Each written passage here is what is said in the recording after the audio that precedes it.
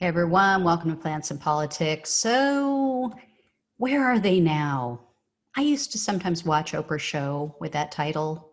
She would highlight where childhood stars ended up, what they were doing now, or even some of her former guests who weren't celebrities, who had a big impact on her viewers. So, those were usually the best, the non-celebrities, because I'm not really into that whole celebrity culture, but I thought that would be a great theme for today's show since some of the speakers from the Republican National Convention are now facing criminal felony charges. So, first up, the nurse who spoke at the RNC named Amy Johnson Ford.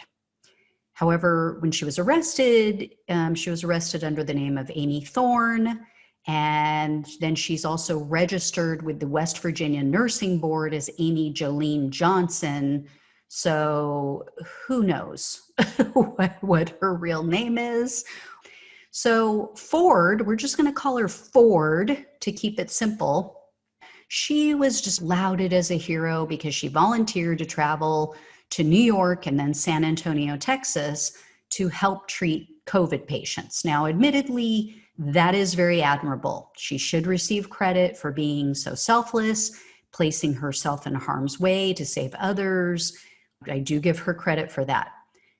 But what she has done since then may wipe that all out. It's unbelievable.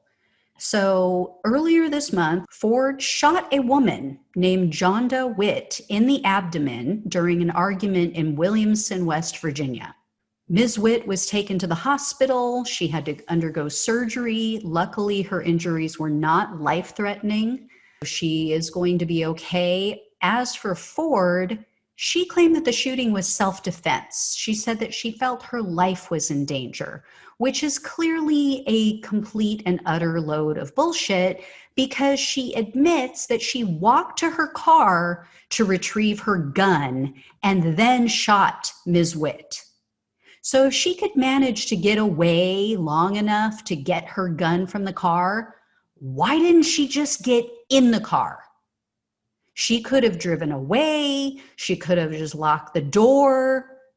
Why didn't she try to end the argument? It takes two people to carry on an argument. So Ford has been formally charged with something called malicious wounding. I looked it up. I could not find a specific charge called malicious wounding, but what I found was under West Virginia law, there is a malicious assault law that is a felony, and it can result in anywhere from 2 to 10 years in prison. If Ford can get the charge downgraded, though, to unlawful assault rather than malicious, that means essentially that she didn't intend to cause serious harm or death, which I find if that happens, that will be even more unbelievable because I don't think anybody shoots someone without the intention to cause serious harm or death.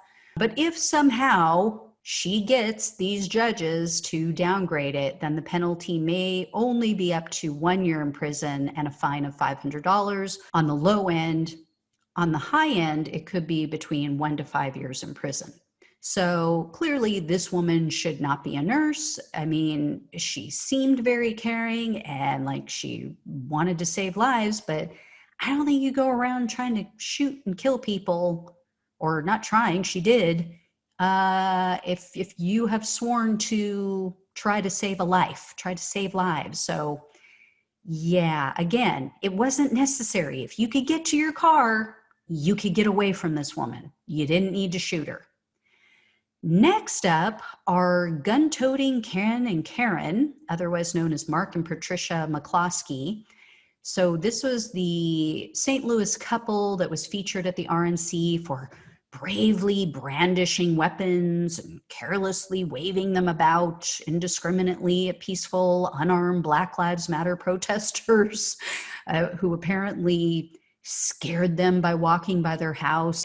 Anyway, a grand jury indicted the couple earlier this month for unlawful use of a weapon and tampering with evidence. The McCloskeys had originally been hit with the felony weapons charge back in July, but the grand jury then decided to add the tampering charge because they discovered that Patricia, the wife, altered her weapon prior to handing it over to investigators. So she was essentially obstructing the investigation. I guess she claimed that the gun, it wasn't a real threat because it didn't actually work. So what they found when they did the forensics on it is that she had actually altered it to make it look like it didn't work, when in fact it did, when she had her finger on the trigger and was just pointing it around at people who posed her no threat. So the McCloskeys, of course, are complaining. They say that they've been charged with felonies and it could cost them 4 years in prison. They could lose their licenses to practice law, which they should. Should have thought of that before you threaten the lives of people who pose no risk to you or your property. Piece of shit Missouri Governor Mike Parson, a Republican, of course, has already committed to pardon them. He already said he's going to pardon the McCloskeys if they're found guilty.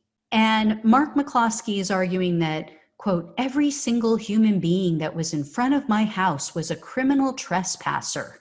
So they claim that because people came through the front gates, they try to say that they broke down the gates, but everything I've read says that the people who came through the gate of their gated community, they didn't cause damage to it.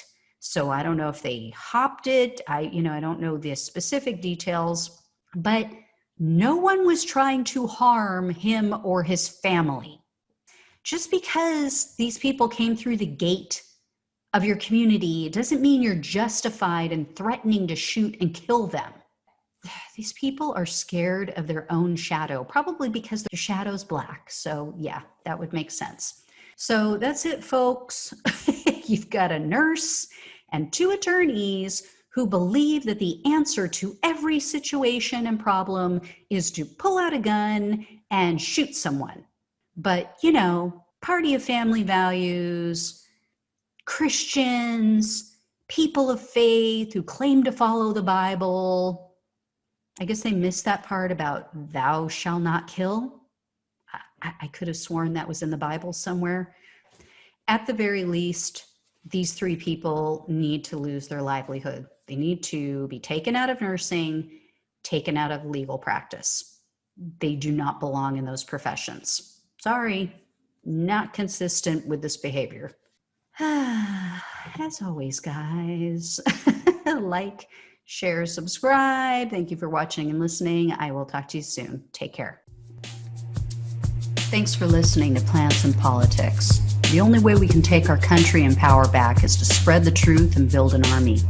So remember to like, follow, subscribe, and share on Facebook, YouTube, and wherever you listen to your podcasts. Thanks again.